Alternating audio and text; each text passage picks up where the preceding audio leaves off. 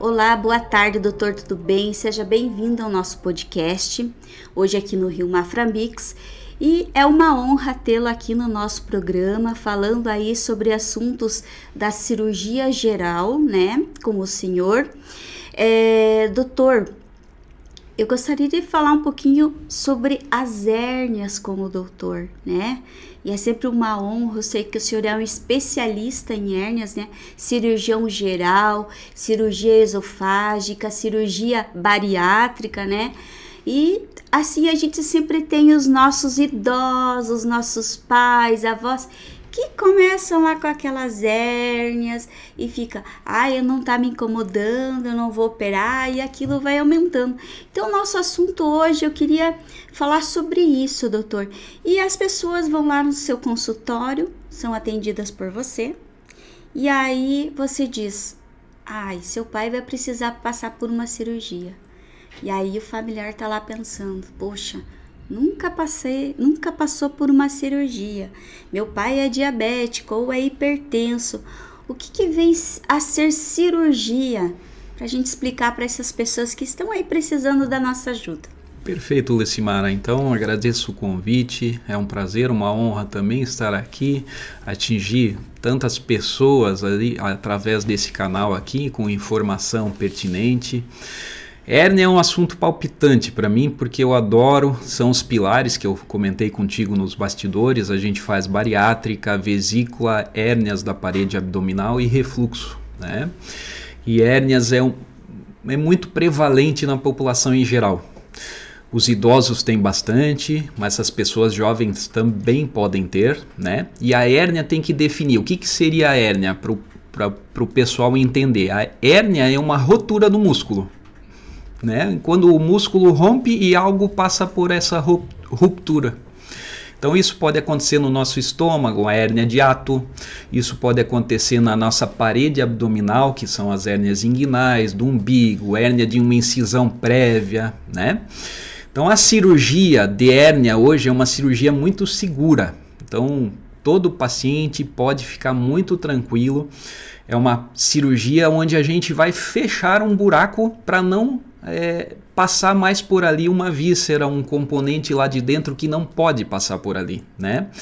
E isso é feito por videolaparoscopia, em ambiente hospitalar, onde a gente chama de uma cirurgia ambulatorial, onde o paciente não precisa nem ficar internado 24 horas. Uma cirurgia onde se põe, na grande maioria das vezes, uma tela. Essa tela, ela é mais ou menos, ela tem um tamanho de 15 por 15 centímetros e ela vai tampar o buraco. E isso não permite mais a passagem daquele órgão ali, fazendo uma fibrose, fazendo um reforço daquela região, para o paciente não ter mais dor, para o paciente não correr mais riscos, não ter perigo, porque a hérnia é um perigo sempre iminente. Pode acontecer de um momento para outro uma obstrução, uma perfuração intestinal. Então os pacientes têm que procurar ajuda. E a cirurgia é muito segura hoje em dia, feita por laparoscopia, bem tranquila. Doutor, o senhor diz ali sobre a hérnia que é uma ruptura do músculo, né? Para as pessoas entenderem. Quando ele rompe, ele fica meio endurecido, ele fica como se fosse uma bola, isso? Exatamente. Então a ruptura do músculo, ela faz um buraco. Aí o que acontece com as vísceras? Elas são um pouco soltas lá dentro da nossa barriga. São soltas. Então elas caminham. E se tem um buraco no lugar que não deveria ter, a víscera vai querer passar pelo buraco. E aí a gente sente o quê? Um abaulamento. Geralmente o principal sinal da hérnia é um abaulamento no local. Você sente, você aperta, doutor, tem uma bola aqui, que quando eu aperto ela volta. É isso mesmo, porque é o intestino passando por ali. E ela passa naquele espacinho, então, que foi rompido. Entendi.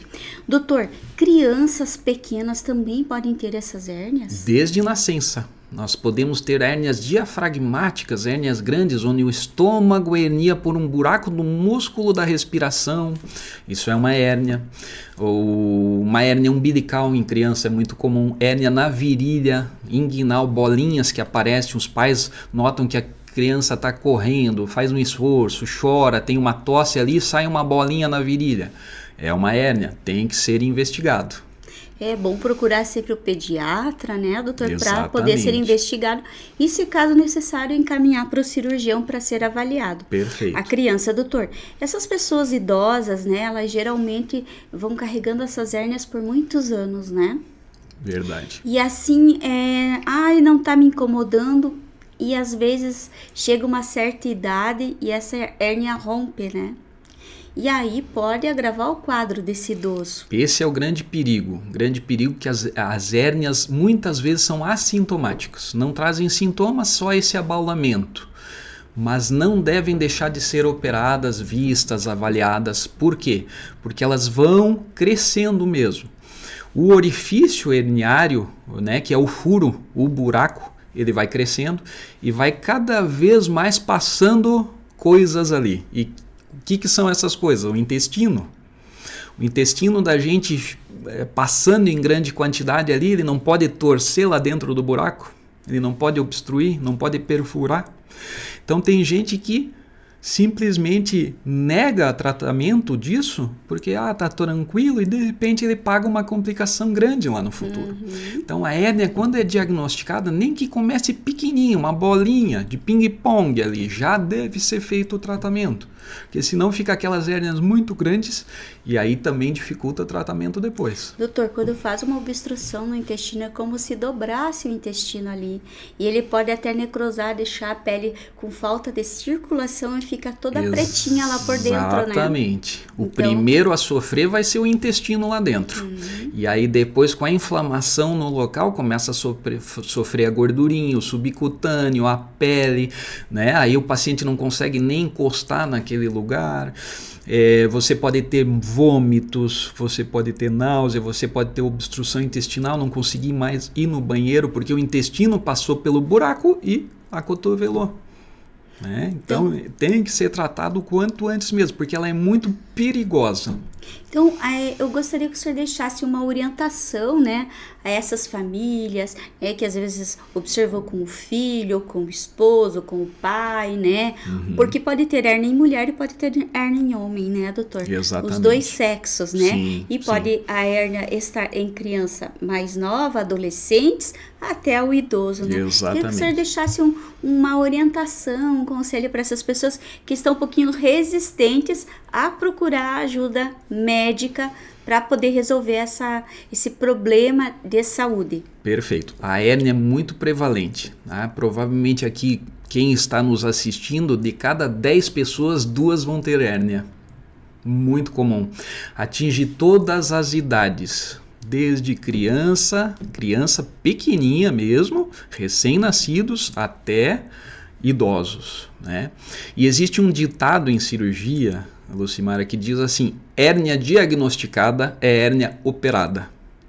Então, para nós cirurgiões, nós temos que entender que o paciente que está com hérnia tem que ser operado por uma possível complicação. Então, notou que alguém tem algum abaulamento, está incomodando, ou mesmo que não incomode, procure saber se você não é portador de uma hérnia de parede abdominal, hérnia de hiato, né?